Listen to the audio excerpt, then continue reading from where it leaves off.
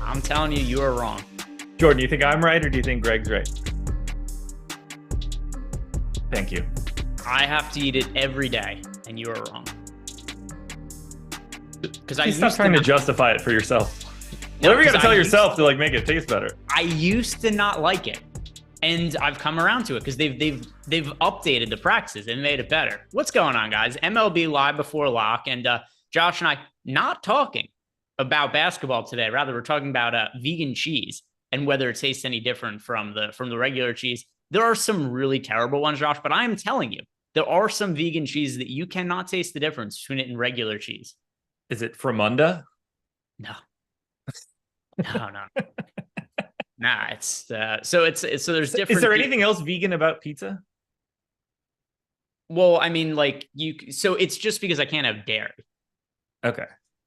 Right. So it's not. I was just trying to think if they like fuck with the crust at all. I don't know there's nothing.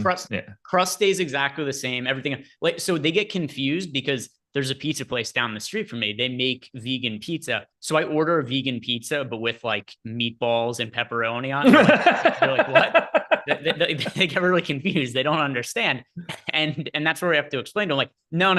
I'm not a pussy who doesn't eat meat. I'm simply somebody who can't digest dairy, which is similar issues as well. Okay. Yeah. I mean, so what is vegan cheese? It's actually still made with they extract the lactose out of it. They could still make it with dairy, but they could just take the lactose out of it. So if you're lactose intolerant, that's the best part though. I mean, am I be able to get like cheese with extra lactose? That sounds like the good stuff. If you want to have just diarrhea all night, sure. Fair. Yeah, I don't. There's no way it tastes the same. It does. I'm telling you, it has been perfected because I haven't been able to eat dairy for quite some time now. And there was a point in time where I just stopped eating cheese because all the substitutes were dog shit. They tasted like plastic. And now, like, because there's more people in our generation that, like me, where we just have these weird diseases that didn't used to exist. Like, there's a word for it, but it's like there's a comedian who had a joke like peanuts didn't used to attack people until like 15 years ago or whatever. Before that, like, people weren't allergic to peanuts. But so now, because there are so many people with dairy allergies, that they've just gotten better at making it because there's more of a market for it, and it's indistinguishable. I can't tell the difference between the dairy-free cheese or the cheese with dairy. The next time that you and I are in the same place, we need to procure said cheese, blind taste test. We need to find out. Well, for me, I can't do a blind taste test because you give me the one. No, you set it up and hit me with it. Obviously, it's not going to go great for you. I hope I get just as sick from the vegan cheese personally. So there's a pizza place down the street from me. It's called DeLuca's Pizza. It is known because it is, Dave Portnoy does these like pizza reviews for Barstool, and it's the place he's given the highest score to of any pizza place in the country. So and you go to that place and you're like, give me the garbage cheese. Not only do I go there and get it, but like you have to order it like well in advance. Like if you call and you try to get it, they'll be like, cool, like 12-hour wait. That's how they probably spit on your pizza. I mean, I'm sure they come in it too. It doesn't mean it tastes any worse though. Vegan semen. Hey, I'm good for whatever is scrumptious. If that's what I need to get my protein, so be it. I want to be a healthy and happy boy. You could tell this is an MLB Live Before Lock show on the day of an NFL game. Man. This is straight out of Major League. Who gives a shit? Nobody's listening.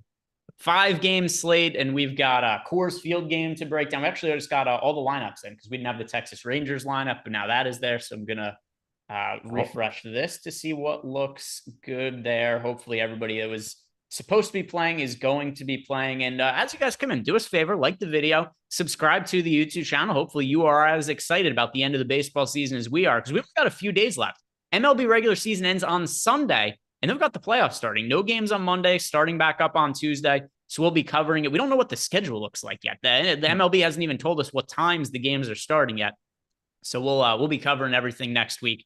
But also, we are sponsored by Owner's Box today. If you guys haven't checked out Owner's Box, click on the link below, sign up. When you do, 1 free week of our NFL data package, which now's a great time to sign up. You're getting Thursday night football, you're getting the Sunday main slate, you're getting Monday night football. And also, if you're clever with when you sign up, you get next week's Thursday night slate as well for that 1 week. So check it out, sign up using that link below. Owner's Box, 1 week, totally free of all the NFL tools we have over at Stokastic.com.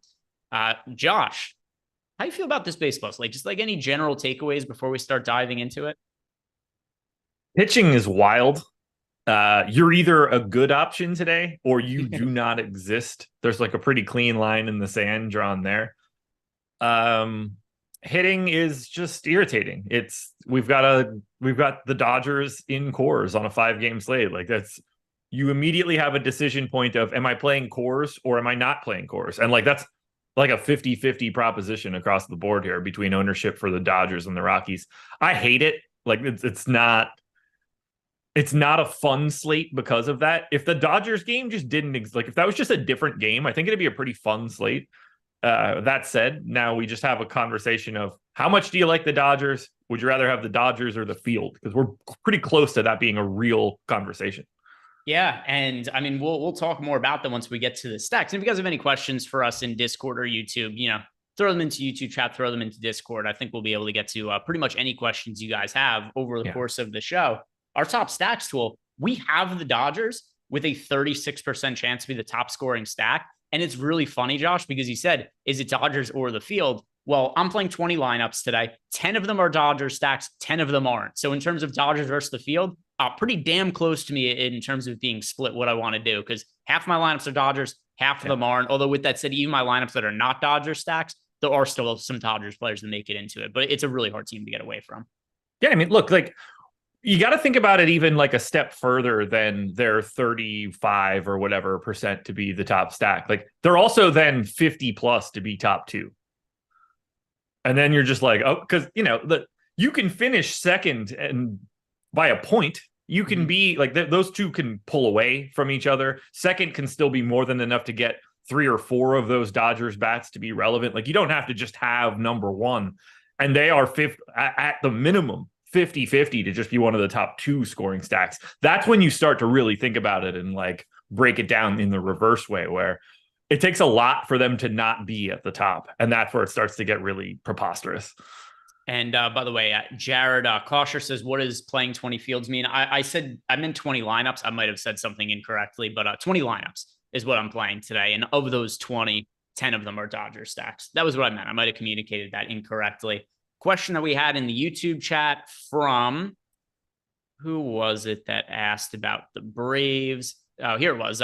Brian Durkee asked, are the Braves starters playing? Yes. Braves lineup: Ronald Acuna, Ozzy Albies, Austin Riley, Matt Olson, Marcell Ozuna, Eddie Rosario, Travis d'Arnaud, Michael Harris, Orlando Arcia. So by and large part, you've got the normal starting lineup in there. There is no, there's no Sean Murphy. Was that who is? Yeah, so Sean Murphy's out of lineup, but by and large part, you're getting like a pretty normal looking Braves lineup for today. Yeah, it's just d'Arnaud catching. And let me check Discord, make sure that there are no questions for us in there. Not quite yet, but we'll see if you guys have any questions for us as we go along. Let's start talking about some of these pitching options, Josh. It is like you said, kind of a weird pitching slate because it's the guys who are viable and then kind of everybody else, because we have one, two, three, four, five pitchers projected for north of 26% ownership. And then everybody else on the slate is basically unowned. So as far as the popular pitchers go on the high end, we've got Logan Gilbert at $9,700 projected for 31% ownership. And then we have Jesus Luzardo pitching against the Mets for the Marlins, 9K, 45.6% ownership. If you're paying up for one of these pitchers today, Josh, is your preference Luzardo or Logan Gilbert? Luzardo. Better matchup for sure. Facing the Rangers is just like, although let me give a caveat there quick, because I ran everything before this. All right. It is the Rangers lineup that I expected it to be. So I could have opened that up and all of a sudden like five names weren't, like Semien and Seager weren't there. And all of a sudden I feel very differently about Logan Gilbert. It's Luzardo for me. I like the park, obviously, although the park is pretty comparable across the board. You lose a little bit more power in New York, gain that back in just overall runs, whereas Seattle is a little bit more neutral for power, but really limits runs. So I think it's pretty neutral for the pitchers just from a park perspective. But I would rather face the Mets than the Rangers. And I think that Luzardo is a better strikeout pitcher than Logan Gilbert is.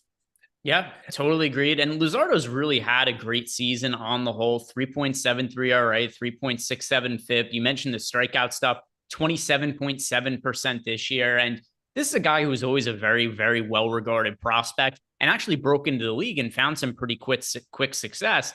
And then who even knows what happened? I guess you just blame it on him being in the Oakland A's organization, but things are going really well. He's a top pitching prospect, really good stuff. And all of a sudden in 2021, everything falls apart for him. And then what the Marlins end up doing is, believe it or not, the A's were in the wild card chase at one point during 2021. So what they wanted to do is they were buyers at the trade deadline. So they actually traded Jesus Luzardo for Starling Marte at the time, Sterling Marte from the Marlins to the A's. That's how the Marlins end up getting Jesus Luzardo, and they just made him into a really good starting pitcher to where he's been back to being dominant and looking like the top prospect he was when he first called up. So really good stuff overall on the year for him. Good numbers, good strikeout stuff. I'm on the same page as you, Josh. I'm overweight to the field on Luzardo and underweight to Logan Gilbert. Do we have any updated ownership yet? No. I'm waiting to rerun all of my stuff until we get that final update. So. Yeah, but I have everything I ran before the show started, so it's not going to be all that different.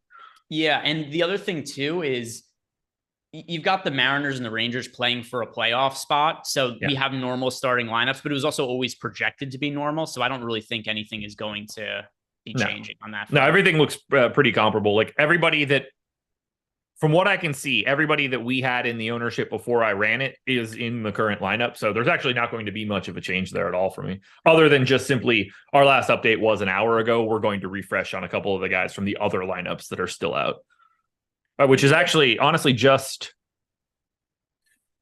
who the fuck is pitching for the Cubs? It is. Is that Stroman? Is it not Stroman now?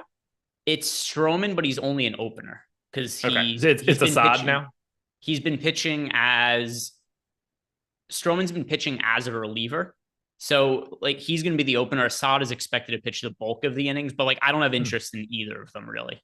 No, not at all. I mean, Stroman went 3 innings and like 65 pitches in his most recent outing. Like he can very easily go 4 today if he needs to, at which point you're clearly not playing Javier Assad. Yeah. When I saw the ownership, the only blank I had in ownership was Javier Assad. So I actually like, other than just having more accurate ownership, whatever I pull in isn't really changing anything for anybody else. Yeah, I assume Stroman starts and pitches 3 or 4 innings, and then you get the same thing as Assad pitches 3 or 4 innings. Yeah. Also, ridiculously brutal matchup for them, like on the road in Atlanta, short of pitching at Coors Field, which, by the way, as good as the Braves offense could be, you probably would actually say pitching Atlanta is as difficult a matchup somebody could have, because if you're pitching in Coors Field, at least you're pitching against the Rockies. So this is probably as bad as it gets. Oh, yeah. I don't like if Stroman were accidentally 4K or something, then I think that you could start to have that conversation. But I don't know how you pay like the proper price for this dude in this spot. I wouldn't want to go to Stroman if he wasn't facing the Braves. The fact that he's facing the Braves just makes it really easy to be like, nope. Yeah, same situation on the opposite side for Smith-Shawver, like another guy that you just, to me, cannot play today. That's the way I feel. That's what we're going to feel about a lot of these pitchers today, because we've still got some more viable guys to talk about here as we go down in price. Jordan Montgomery at $8,800 is projected for 26.8% ownership. Then you got Chris Bassett, who's projected for 40.5% ownership at $8,600 against the Yankees. Tell me whether you agree or disagree with this, Josh. To me, of all the chalky pitchers, like all of them have, some viability because of the size of the slate. I think Chris Bassett is the most over-owned pitcher on the slate. Do you agree or disagree with that?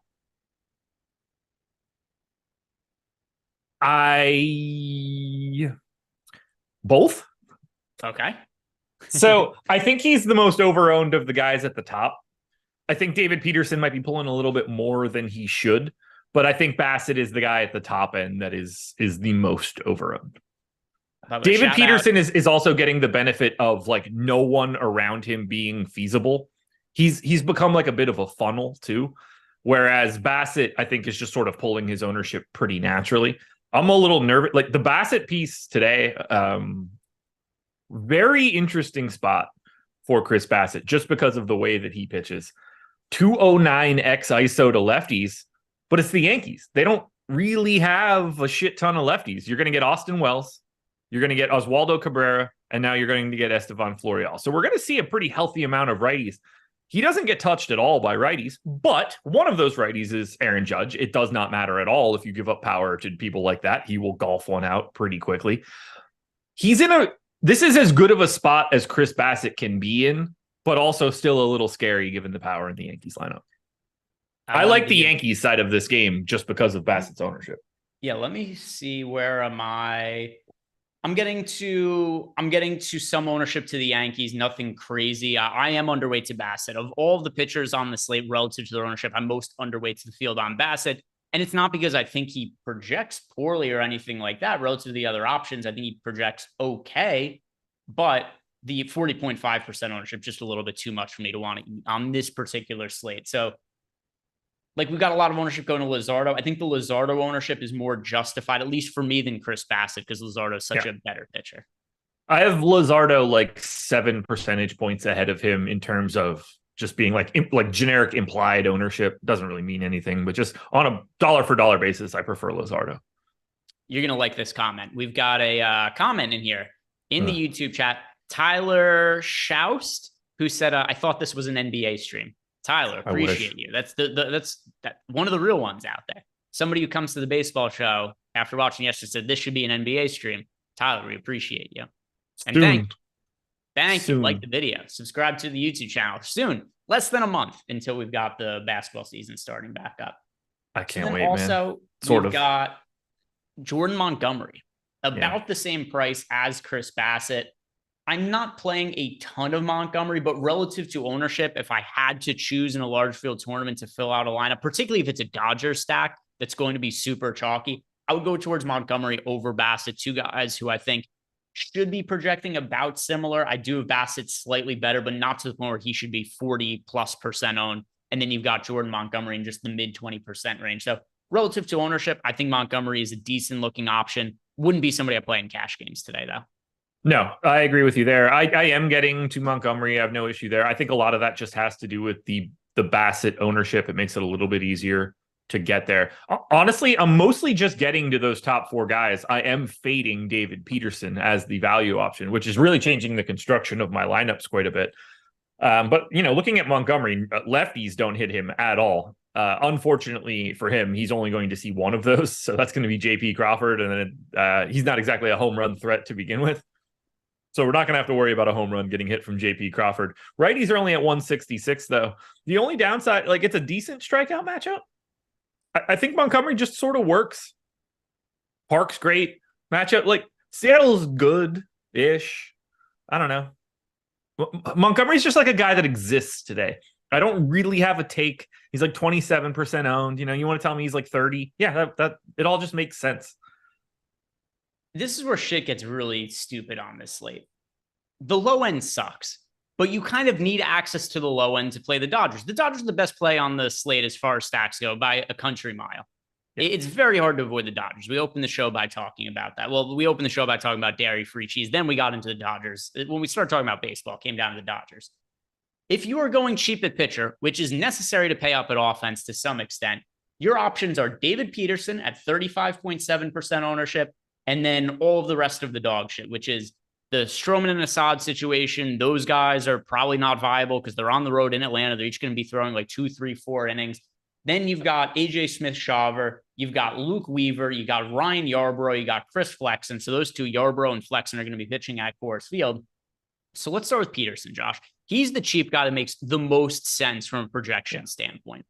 Yep. Because of the fact that he is cheap and there's nobody else that looks decent on the low end, he's projected for 35.7% ownership.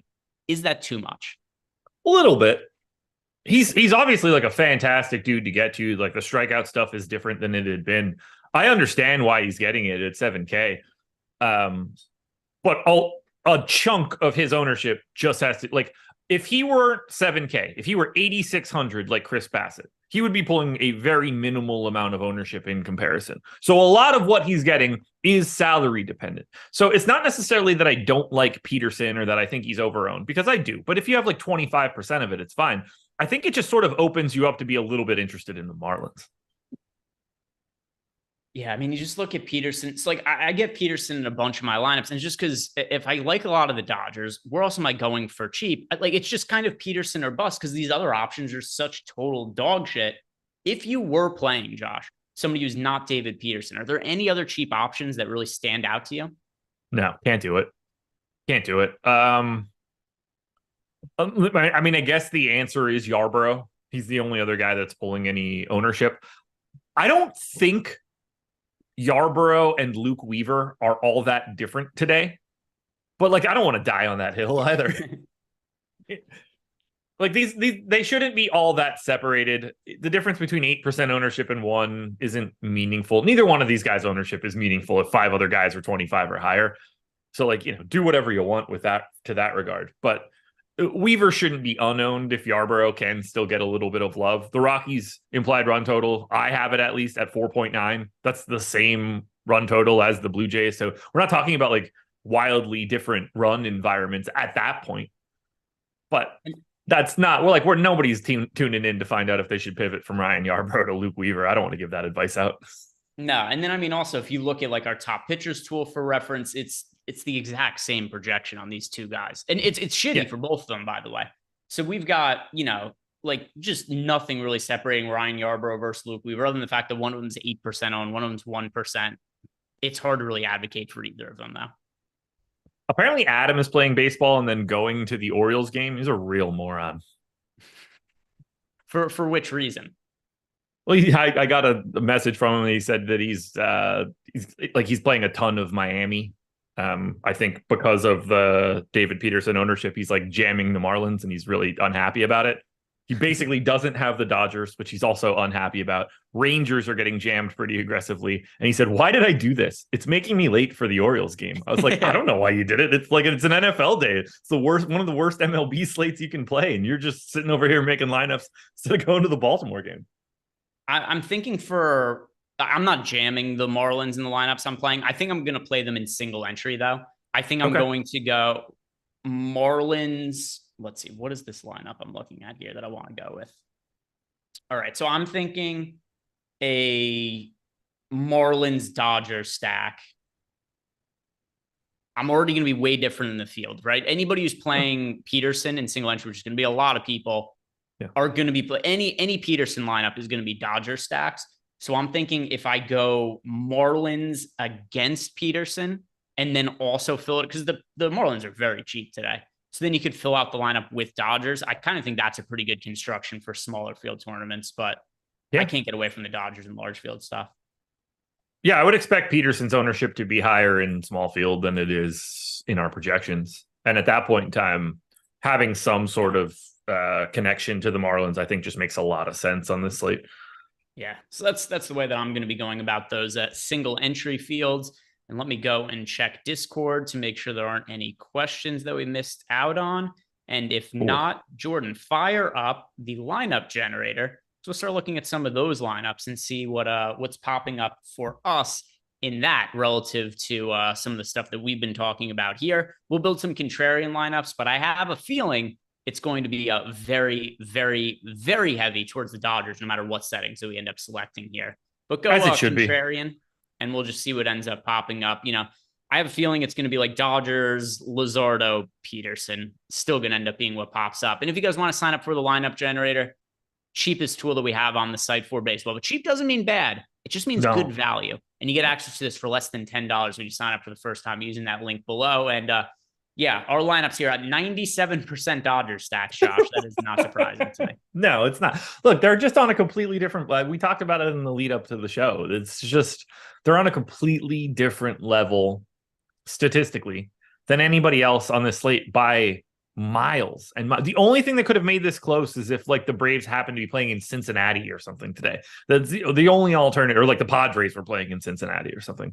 But on this slate for 5 games, the way that I had it before the show started, I have the Dodgers 1.7 runs ahead of the Braves. I mean, that's just, what do you do with something like, and it's not exactly like it's not just cores either. The fact that Chris Flexen is on the hill certainly helps. Here's my favorite thing that I noticed we're getting to in the lineup generator. 21% Marlin stacks. We are finding some leverage here in the contrarian lineups. I think it just happens, like for any sort of statistical model like this, I think it's just going to happen so naturally in ownership. When he doesn't, like, if correlation is set up correctly and David Peterson doesn't play well, like Marlin stacks are so naturally pushing themselves to the top of that contest. And the other thing too is you get yourself on such different pitcher builds than the field. Like I understand that individually, Jesus Luzardo, Logan Gilbert, Chris Bassett, Jordan Montgomery, these guys might be popular. There's not going to be that many lineups where they're combined together with the Dodgers. No, or really, I mean, not with the Dodgers, with any lineups. If people are paying up for offense primarily, it's gonna be like Peterson and then one of the expensive pitchers. So if you're playing the Marlins, then you're paying up for 2 pitchers, and then you could also fill it out with Dodgers. I know because I'm looking at some of the lineups I've built here. Like, there's very few scenarios where you're gonna be getting exposure to the Dodgers and have 2 pay up options at pitcher. The Marlins are one of the more reasonable ways to do it.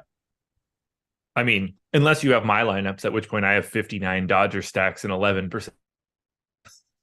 Oh, yeah, that too. And in terms of Dodgers, we're getting the most exposure to here. Mookie Betts, David Peralta, Freddie Freeman, Jason Hayward, who I was watching the Dodgers game last night because I had a good amount of Dodgers exposure.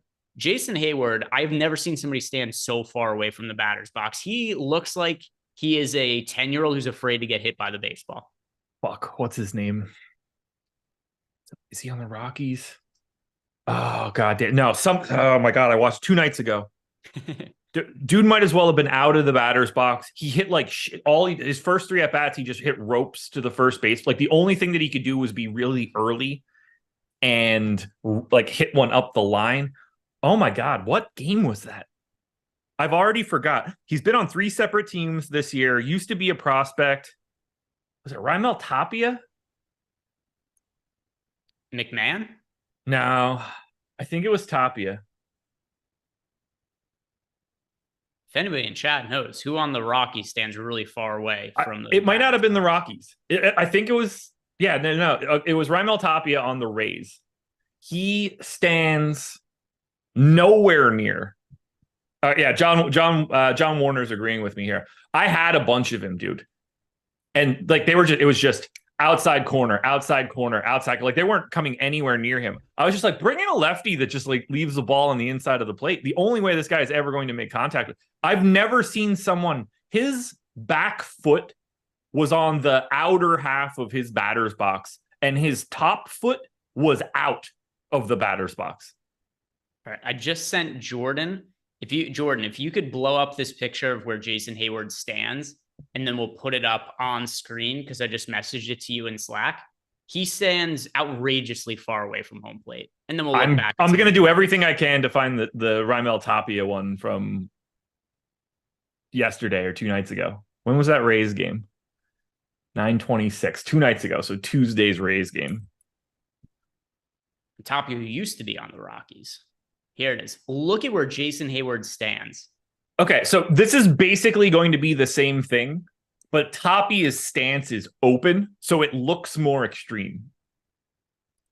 Like Hayward's feet are square. Tapia is not even in the ballpark of square. He might as well. He's pointing his dinger straight at the mountain. I just don't understand how Jason Hayward hits anything on the outer portion of it's like 8 feet away from him. I don't want to besmirch Jason Hayward as a former Brave because he was my dude for a while.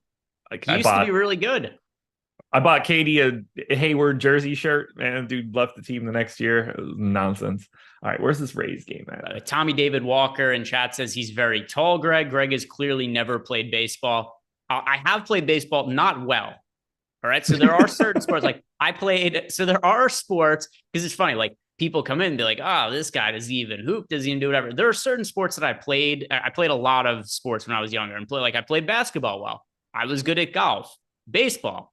Readily admit I was terrible at baseball. Although in hindsight, I think a lot of it was because I stopped playing baseball right up until the point where I started to need to get glasses. I couldn't see anything. And I think that was a big issue for me in my baseball playing career.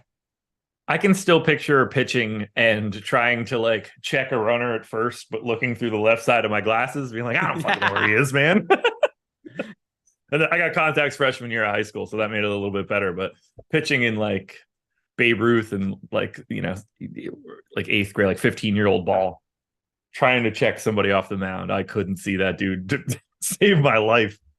For the longest time, I knew I needed to get glasses as a kid, but I didn't want to because I thought people would think I was a nerd if I had glasses. So I just pretended I could see all the time.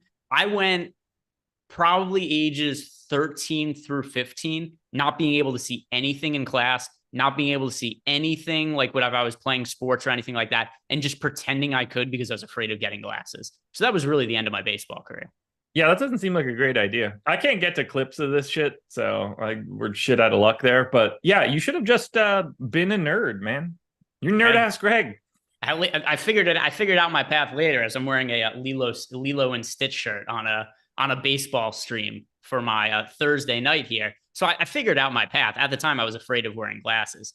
And Peter Wasaki in YouTube chat says that he did the same thing. Yeah, I mean, I was a 13-year-old boy. I was an idiot. And I didn't want to wear glasses.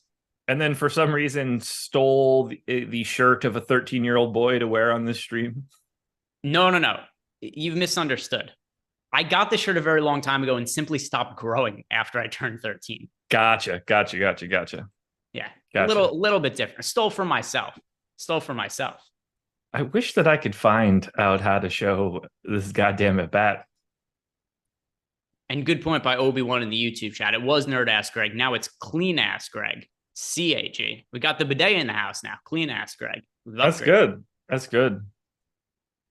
Yeah, I can't. I don't know how to get. If anybody can get get a screenshot of Raimel Tapia's at bats, that would be helpful for me. Otherwise, I'm going to have to look for it after this game and provide it. So these are the important things we get to on MLB Live Before Lock at this point in the season. It's unequivocally the most important thing we'll do.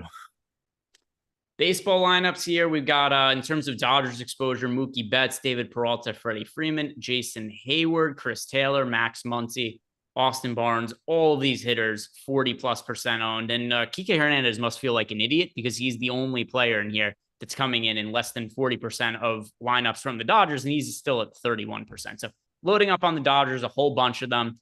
Pitching exposure, we're still getting to a good amount of David Peterson, even though we are playing some Marlins lineups. I kind of like that, though. I like the idea that like half our lineups have Peterson, but then the rest of them have, because we have 56% Peterson, but also 24% exposure to the Marlins.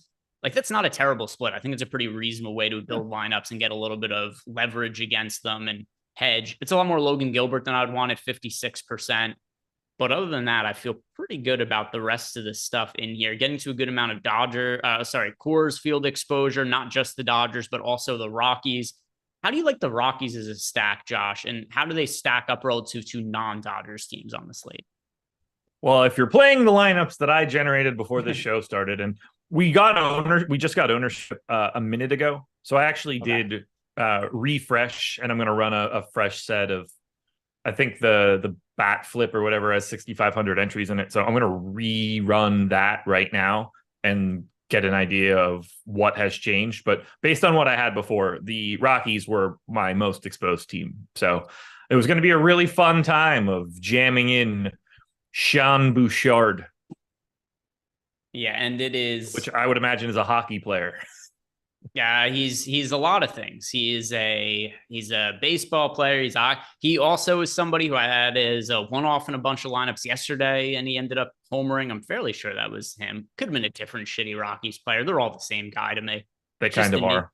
Because especially this point of season, these guys are just kind of names, and then a lot of them you're never going to hear from again, where they won't make the roster next year, and then it's like, hey, their career is over. But Bouchard, yeah, I am getting to. Is he my most rostered Rocky today? Yes, he is. Bouchard is my most rostered Rocky today, followed by Ezekiel Tovar. Bouchard's actually my most rostered one-off on the slate entirely of somebody who's separated from a stack, getting to a good amount of Bouchard on the slate as a whole. Anything else you notice that stands out to you about these lineups, Josh? If not, we'll go check out FanDuel. Not really. Like it's the same thing we touched on out of the gate. As you look at the way that this slate looks, it's going to be very difficult to build lineups without the Dodgers.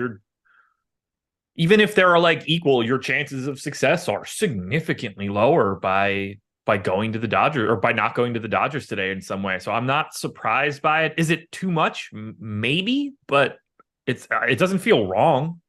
No. And I mean, we'll talk a little more about it in a second here, but even in our top stacks tool, I mean, the Dodgers have 23% ownership. It's the highest mark on the slate, but it's relative to them having a 35.9% chance to be the top scoring team. So you're just comparing their odds being the top scoring team to the ownership.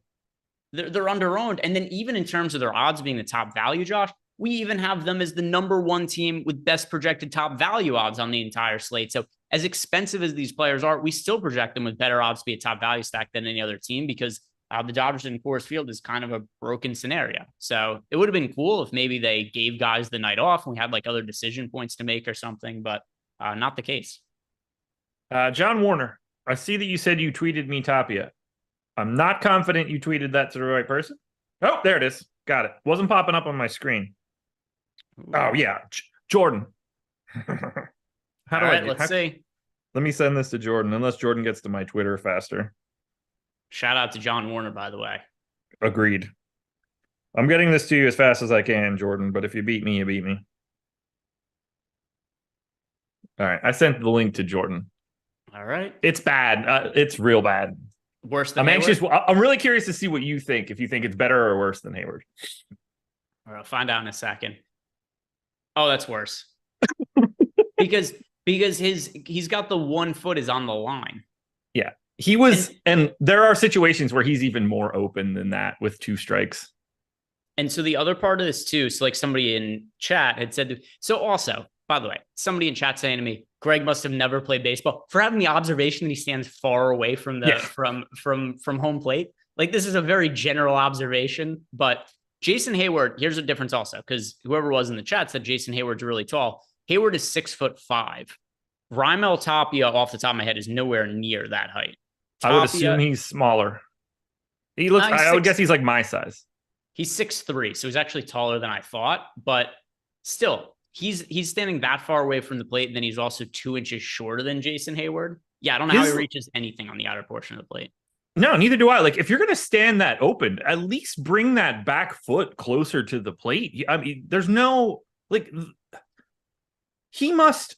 I mean, we have heat maps. His outside contact rates must be abysmal. I mean, they must scream at him. And like his first at bat in this at bat right here. So they're loaded, no outs. I have like 20% of him. The Rays are my highest on stack. I'm jacked. He hit some like ugly ass, like rolled over outside dribbler to first, fielder's choice bullshit to the plate. He did it. He hit that same ball to the first baseman the next 2 plate appearances too. It was like the only outcome that he was able to get. I saw him on base later in the game. I was like, how the hell did he get there? Did the first baseman fall over or have a heart attack or something in the middle of the play? But yeah, it's him being open makes it a little bit worse. But if he closed his stance off too, more like Hayward's, he'd be further, like that back foot, I think, is further away. Yeah, it's hard to tell because of the depth perception of it. But so I think Hayward's back foot is farther away than Tapia's back foot in terms of like distance to home plate. But Tapia has both of his feet on the chalk, right? His left foot is on the back chalk. Also, he's like he's so far away from home plate from there. And then, yeah, he probably just has like a 4-inch reach disadvantage too. Yeah, I think Hayward is actually probably 2-3 inches further towards the outside of the box. But Tapia's stance makes it look more extreme. Also, fastball inside, isn't he just getting hit in the balls? Fastball inside, I feel like is like 6 inches off the inside corner of the plate is probably the best pitch he's going to see. Is that part of the issue? Is it because he prefers the open stance and maybe he's just gotten hit in the balls once or twice? So he's like, listen, if I'm going to have this open stance, the only way to do it is to stand this far away from home plate, or else I'm going to hit the nuts with every inside pitch. Not to mention, and I want to, this is the key takeaway for this. Here's why Raimel Tapia is a dumbass. His career WRC plus is 80. This dude can't hit. His highest ever is 96. He's never even gotten to average. Throw this shit in the garbage, man, and figure out a different way to get there, because this is gross. Stand closer to home plate. What if that's the solution? What if next year he stands closer to home plate, he becomes an all-star, he owes you like 15% of his salary. I mean, not more. He absolutely. They have to tell him that, right? Jason Hayward, by the way, who's had a very bizarre career, because Jason Hayward was legitimately really, really good at one point, and he was like an actual good hitter at one point and a Gold Glove right fielder, and then the hitting just went away. He is a 123 WRC plus this year, but last year he had a 61 WRC plus and a 70 WRC plus the year before. I do think this is a thing where maybe he was rehabbed a little bit by the Dodgers, a former good player, went to an actual good organization, and that was good enough to, be with better coaching to make him good again. But yeah, he's had a very bizarre career from being a guy who was like a 6-win player, which is like an above average all-star, to being like a sub replacement level player who couldn't get on base at all. I'm looking at Tapia's heat maps from last year, because he had like 500 plate appearances or something last year. He made contact on his contact percentage for like upper inside pitches for him, like 95%. Outside, same zone, like 79. He makes like 15% less contact on outside pitches. Who could see that one coming? All you got to do, man, is just stand a little bit closer to the plate. I mean, he can't be worse. He's nearly out of baseball at this point. So, yeah, I mean, he basically he can't make contact with any of these. He can't do anything with any of these pitches. Could you check Hayward on the outside part of the plate? Yeah, I'm interested to see what ends up coming up there. I'll check for this year since he's been better too. Yeah, I'm sure if you look last year, it would be like he had a 61 WRC plus. He probably sucked at everything last year. Right. All right. Contact. Oh, interesting. So Tommy David Walker bringing up, left us a super chat for this, saying that Hayward is drilled in the eye. Can you blame him, Greg? He did get hit in the face with a pitch once. I wonder because I don't remember what his batting stance used to look like, but maybe that is why he ended up changing his batting stance. Could be. It's not a bad theory. I don't know. I mean, it hit him in the jaw, not the eye, but I don't think that's the real point. Like, the face is the face at that point. Yeah. Joseph Katarski. He makes contact. 94% contact right to those outside pitches, 88 inside. So, it's Hayward's his uniform. He gets to that outside point of the plate. He only has a 17% strikeout rate for the year, which is super low. In his prime, he had like a 12% strikeout rate. So he's always made good contact. Joseph Katarski in YouTube chat was asking us if we care at all that the Dodgers have nothing to play for tonight. I mean, the hitters are going to try less hard to make contact. It doesn't really make a difference, I don't think. No. FanDuel lineups, click on the stack exposure there, Jordan. We got FanDuel lineups built here. By the way, if you guys want access to our lineup generator for baseball, link below. Less than $10 to get access to it. Once again, lots of Marlins exposure here as a leverage option. 33% exposure to the Marlins, 90% Dodgers just in everything we're doing today. Cool. I get it. I'm on board with it. Marlins, once again, as a leverage team. I love it. What do we have as the ownership for Peterson on FanDuel? Let's see. It's got to be low, right? I don't 10? know.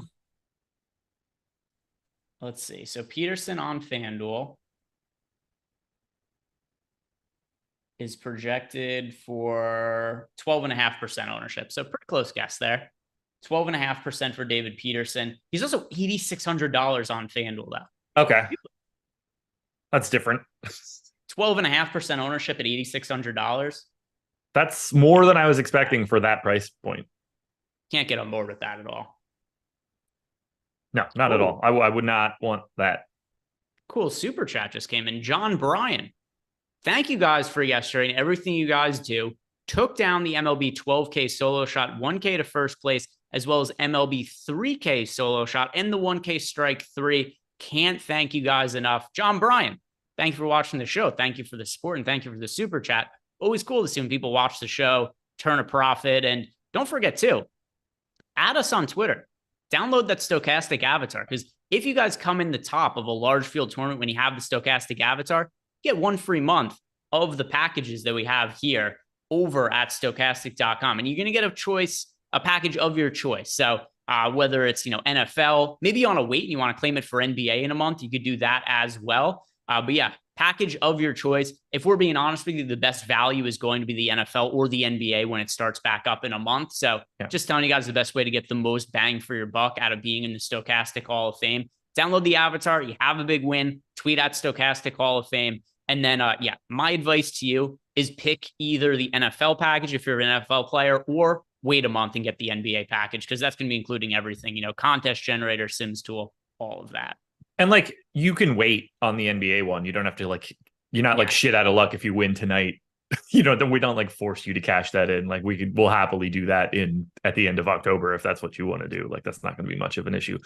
If you have an avatar on FanDuel or DraftKings or any of these sites that isn't ours, and I don't want to say it like this, or it isn't a different site in this industry, you're making a mistake if you're not trying to take advantage of the free offer that can exist there. If this is just a picture, if you're using the logo of your favorite team, you're just costing yourself the opportunity to have free tools at some point in time.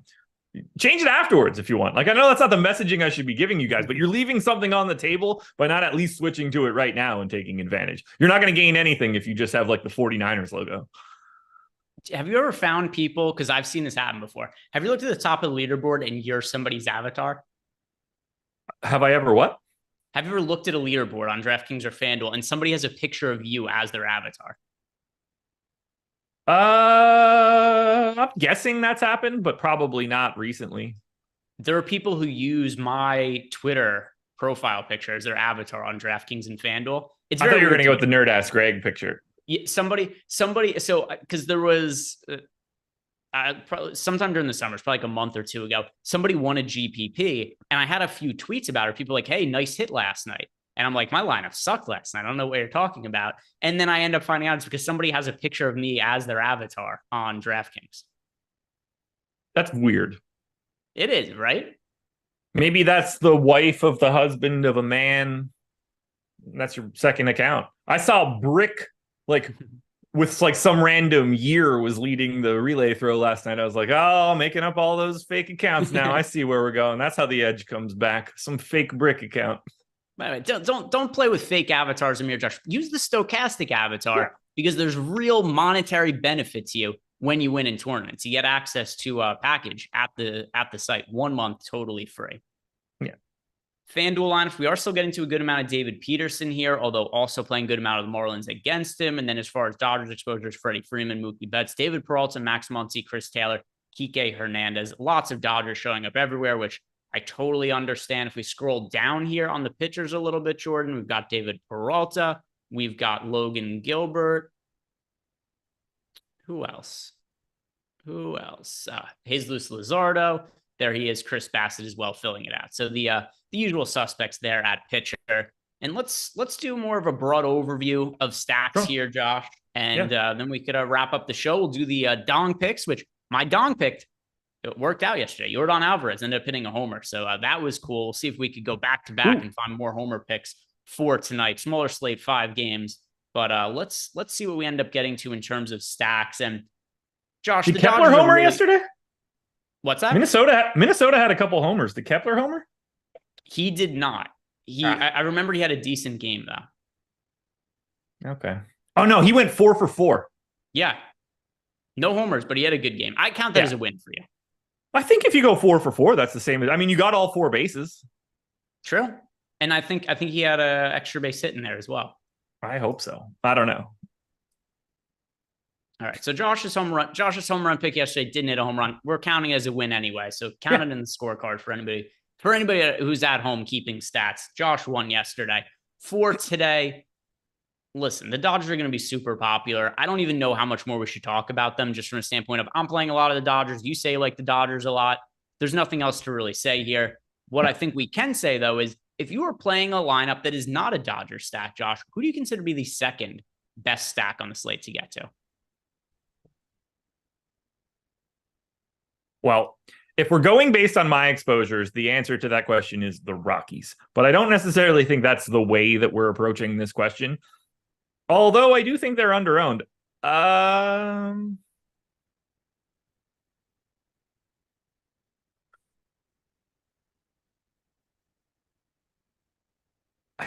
honestly think that it might be the Yankees.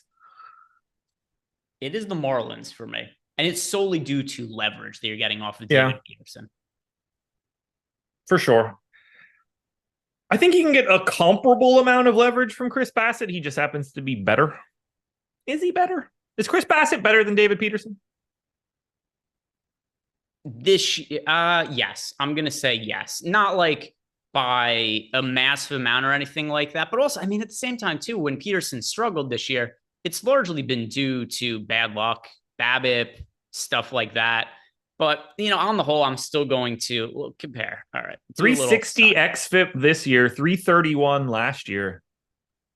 I got a sneaky suspicion that number is definitely higher for Chris Bassett. One thing, though, about Peterson that I don't think xFIP is the best way to measure Peterson because it assumes that he would have a league average home run to fly ball rate. And his career home run to fly ball rate is 17.7%. So it's like always been, even when he's been good, like last year, Peterson had a 3.83 ERA, 3.94 expected ERA, but he still had a 15.1% home run to fly ball rate. So this year, 22.2%. Last year, 15.1%. The year before, 22.4%. So xFIP assumes every pitcher has an 11.5% home run to fly ball rate. And I just don't think that should be the case with Peterson. It's close, though. Like there's not a big gap between him and Bassett. I think it's closer than most people would think it is. Which stats can you compare? All right, what's the K to BB ratio here? Peterson is getting strikeouts this year. 25.8% strikeout rate, 9.9% walk rate. And then when you look at Chris Bassett, lower strikeout rate, 21.8%, but also a lower walk rate at 7.3%. I give a slight lean towards Chris Bassett, but it's not something where these guys are like not in the same ballpark. Peterson's had a lot of bad luck this year, and Chris Bassett has been decent, but he has regressed over what he's done the last few years. Sure. I think it's close. My most stacked team is the Dodgers, followed by the Marlins. So that's where I'm looking in terms of my lineups right now. Dodgers, Rockies for me, but I think we're kind of looking at it in the exact same way. Yeah, it's just like a different. Well, other than the Rockies angle, at least when you were talking about the Yankees, we're also looking at like leverage in terms of hitters going up against pitchers that are going to be really popular for the slate.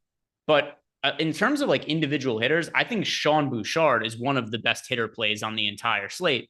Not for any reason other than like he's cheap. He's $2,500 at Coors Field. He's getting into a lot of my lineups. Yeah. So Bouchard to me is one of the best one-off plays you could get to tonight. No disagreement. He grades out as the best overall Rockies play to me. Mm-hmm.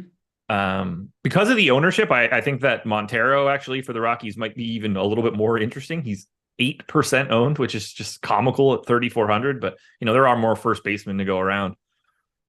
But Yeah, there are. no, I mean, I made the Sean Bouchard joke a little bit like ago, but he actually, where do I have him?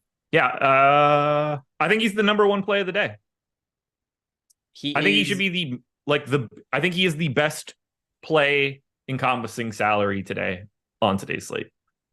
It's very rare that I would say somebody's a must play in cash games as a hitter. Bouchard's a must play in cash games as a hitter today, $2,500.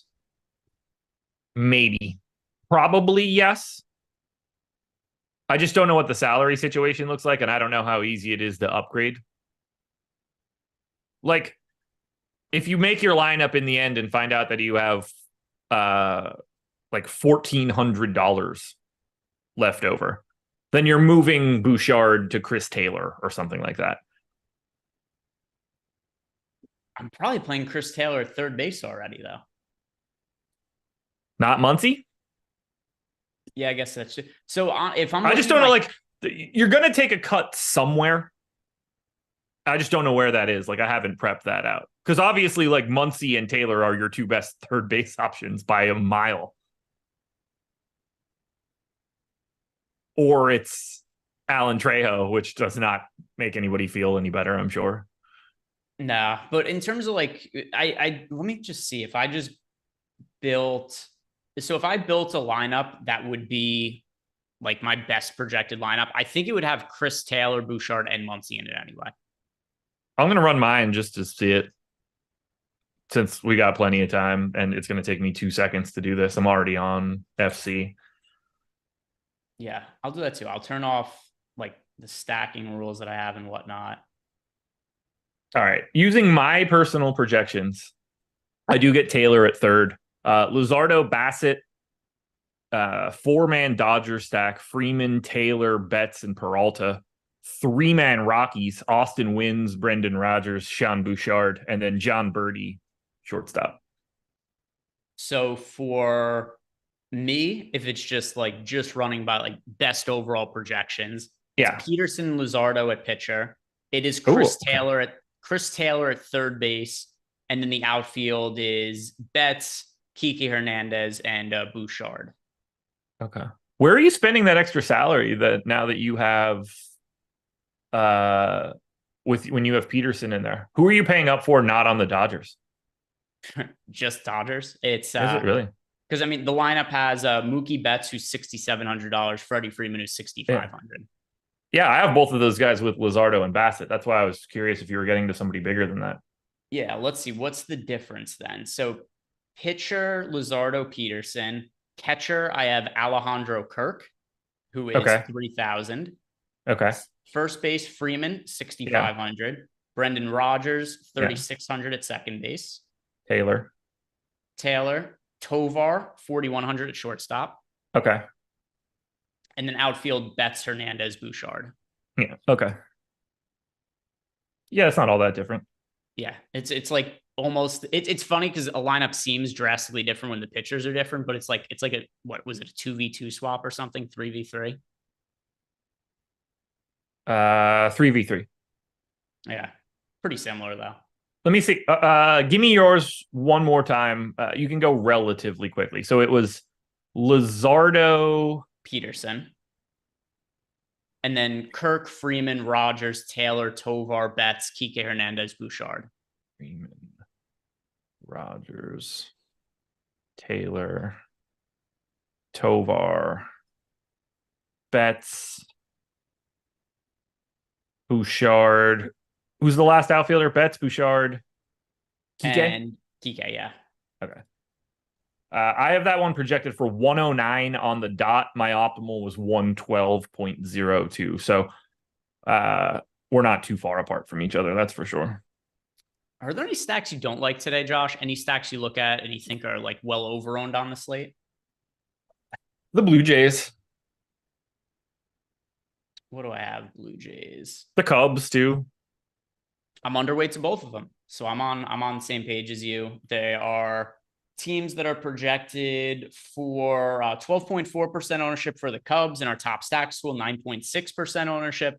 And then the Blue Jays, 15% ownership, 9.6% top stack odds. So in the top stacks tool on our site, they are the two most overowned teams on the slate. And I agree entirely. I think those are two teams who are not in bad spots on paper or anything like that. It's just too much ownership. Like they're not even that much less popular than like the Dodgers, like 15% to 23% when you consider that the Dodgers have, 4x the top stack odds. Yeah, that's where it starts to just get, I think, pretty problematic. I don't see the gap between them and some of these other teams as big as it seems. It's just massive ownership outside of course. Yeah, it's a lot. Anything else that you're noticing as far as stacks on Slayer? Anything you just want to talk about? If not, we'll do home runs and then we'll be on to football and dinner. Let's pick some dingers. All right, it is dong time. And if you guys in the YouTube chat or watching in Discord have some of your own home run picks, throw them into chat and we can definitely read some of those off. Yesterday, Josh and I both won. I went with Jordan, who homered. Josh went Max Kepler, went 4 for 4. That's 2 for 2 in my book. For today, no Coors Field, because that's cheating. But who will I pick to homer? All my most rostered bats are Coors today. I'm ready whenever, if you want me to go first. Yeah, you go first. I'm still figuring what I want to do. All right. I am going to choose someone that I think Greg might try to take. So I'm going to get there first. I'm going to beat him to one of his Marlins and take Jorge Soler. Okay. I am going with Jake Berger. Okay. So also the first thing I did was I went and I looked at the Marlins. Jorge Soler is the most reasonable home run pick from the Marlins, but I'm going to go with Jake Berger, primarily because I do actually have a little bit more exposure to him. So Jake Berger, 8.5% owned. He's in 15% of my lineups. My home run pick of the day, Jake Berger, going yard. You heard it here first. And I really do like the Marlins as a leverage stack off of David Peterson. I'm playing a bunch of David Peterson in large field tournaments as well, but my lineups that don't have David Peterson are going to have the Marlins tonight. So guys, thank you very much for watching. If you have not done it yet, do us a favor, like the video, subscribe to the YouTube channel, and stick around. NFL Live Before Lock, guys breaking down the showdown slate. That's coming up next. Are you going to put vegan cheese on that burger? Oh, hell yeah. I'm telling you.